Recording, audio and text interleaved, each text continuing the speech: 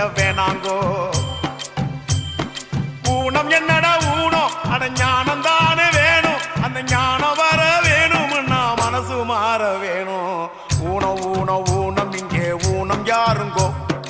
உடம்பில் உள்ள குறைகள் எல்லாம் ஊனம் இல்லைங்கோ ஊனம் ஊனம் ஊனம் இங்கே ஊனம் யாருங்கோ உடம்பில் உள்ள குறைகள் எல்லாம் ஊனம் இல்லைங்கோ